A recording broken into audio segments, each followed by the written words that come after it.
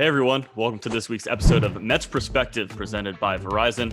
I'm Jacob Resnick. With me as always, Joe DeMayo. And Joe, we talked to Tylor Megill on last week's episode. Now, he had been pitching so great for Syracuse and Binghamton, kind of projecting that he was going to make his major league debut down the line. Didn't think it would happen so quickly, but he did pitch for the Mets at Citi Field against the Braves on June 23rd. Pitched well, so congrats to Tylor on his debut. And we have another great guest on this episode, Tommy Tanous, the Mets Vice President of Amateur and International Scouting. Going to talk all things draft, because the draft is just around the corner. So, Joe, why don't you tell us, looking at your most recent mock draft for SNY.TV, who the Mets are probably going to be focusing on for the 10th overall pick? I gave the Mets University of Texas right-hander Ty Madden. Madden has your prototypical starter's build, 6'3", 215, 220 pounds. He's got a good delivery. He is a 4-pitch mix at the moment. 2+ pitches with his fastball. That'll sit 94 to 96. He can get as high as 97 or 98 when he's pushing it. And right now, a wipeout slider. When you look at his skill set, he kind of reminds me a bit of Matt Harvey coming out of the University of North Carolina. You know, not comparing what their career trajectories will be or anything, but just skill set wise coming out of school, very reminiscent of Harvey when he was coming out of North Carolina with really 2+ pitches, a couple lagging behind. Think Madden could be a guy that could be quick to the major leagues, you know, potentially within 2 years, and could make an impact in the Mets starting rotation in the not too distant future. Yeah, I think it's interesting to look at how the Mets have drafted, really going back to the start of Sandy Alderson's first tenure with the Mets, how they've picked in the first round. It's kind of been two groups of players. You have high school bats, Brandon Nimmo, Dominic Smith, Brett Baty, and Jared Kelnick, and then college pitchers, Justin Dunn, David Peterson, and Ty Madden certainly would fit that mold as well. I think he would be a great addition to the farm system as they kind of look to bolster their pitching prospects alongside Matt Allen and JT Ginn.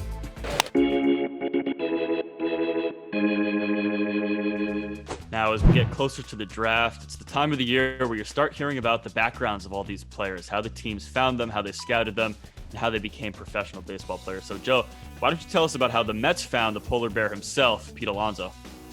Yeah, it's a fun story. So as Tommy Tanous told us, Les Parker, longtime Mets scout, was actually the first person to have Pete Alonso fill out like an information card, which is what draft prospects do. You fill out all your information so that way you could really get into the database. And that was back when Pete Alonso was at Plant High School in Florida. The Mets at that time didn't think Pete Alonso was ready to make the transition into professional baseball, so they opted not to pick him. And he went on to Florida, obviously had a ton of success, and the Mets went ahead and used a 2nd-round pick to draft him out of Florida and sign him. What's really interesting about this whole story is sometimes the draft, I think a lot of people don't look at it this way, but it can really be a multi-year process.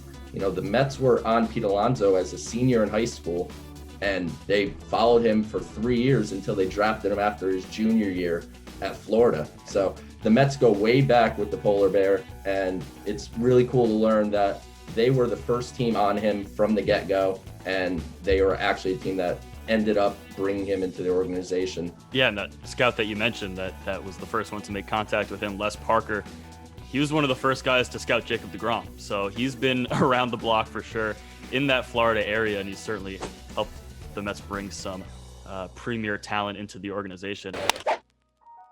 Our guest this week is Tommy Tanous, the Mets Vice President of Amateur and International Scouting. Tanous has been overseeing the Mets draft since 2012 and has led the way for the signing of future major leaguers like Michael Conforto, Dom Smith, and Jeff McNeil. Well, you have people like me that are out there putting out mock drafts and things like that. So as an organization, do you guys do mock draft scenarios and things like that to kind of get a feel for what, you know, to be able to zero in on, you know, real targets, especially when you talk like the number 10 pick? We absolutely do mock drafts, and we do them several different times of the year. We'll do them in November, where we'll line up a board. We'll do them again in January. We have weekly calls every Monday with every region in the country talking about updated lists, how they feel about the player. And I would say 5 times a week, I'm on the phone very informally with Mark Tremuter, our scouting director, And we are constantly arguing for about a 2-hour ride wherever we're going about who's getting to us, who's not getting to us, who we want to take, different type of scenarios. But yeah, we have the mock drafts in our head all the time. I've heard you speak a lot over, I guess, last year, over the winter, about Tylor Megill as a guy who you thought was going to pop onto the scene. And obviously he blew through the minor leagues, made his major league debut recently. So looking kind of forward now, who are some other guys that we should be keeping our eye on that maybe aren't getting talked about as much? Carlos Cortez, I'm not sure how much he gets talked about, but really a professional hitter. Carlos, we drafted out of high school. We liked him so much. And then we drafted him again after 2 years at South Carolina. His hit ability, the way he manipulates the barrel of the bat, just tremendous field for hitting. I think Carlos is a player to look for. I think if you look at Vientos, he's already in Double-A at 21 years old, hit his 11th home run. Very encouraging sign in Double-A already. I'm not sure we have a guy in the minor leagues that hits the ball harder off the bat than Vientos. He's certainly at the top echelon of that. JT Ginn, just coming out of Tommy John surgery after his first start in college in 2020, we drafted him, and his stuff looks great. I'm really, really excited. Watched him on video the other day. Fastball was 92, 93 with turbo sync. We've had him up to 97 prior to this, and it's a wipeout slider. So those would be some guys to keep an eye on, along with the Alvarez and, the Matt Allen and Mauricios and Batys, but we talk about those guys enough.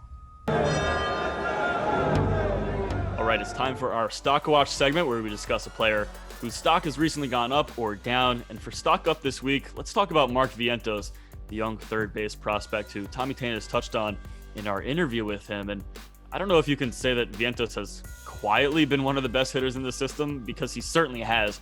After getting off to a pretty slow start in Double-A in May, he's really turned it on. And in June, as of this taping, he's hitting .297 with a 1.165 OPS. He's hit 9 homers this month, including 5 last week.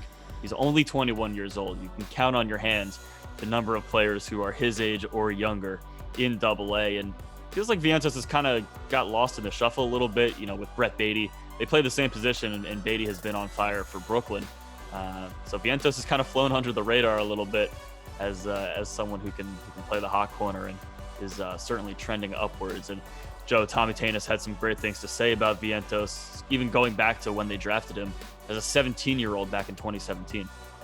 Yeah, Vientos right now, they say another day, another dollar. For Vientos, it's another day, another home run. He's just hitting home runs seemingly every day. The Mets were very aggressive in their assignment of him this year by putting him in Double-A at that young age, and he basically skipped High A entirely.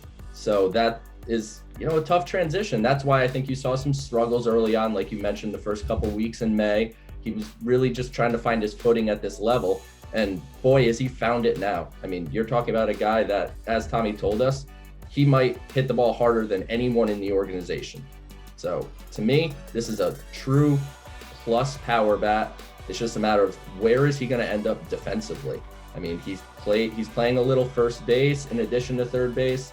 He even got an appearance in left field, which the Mets also did with Brett Baty. I don't know if they're just testing some things out there, but figuring out where Vientos is going to fit defensively, I think is going to be the biggest thing for his long-term future as a New York Met. That's going to do it for this week. We'll see you next time on Mets Prospective, presented by Verizon.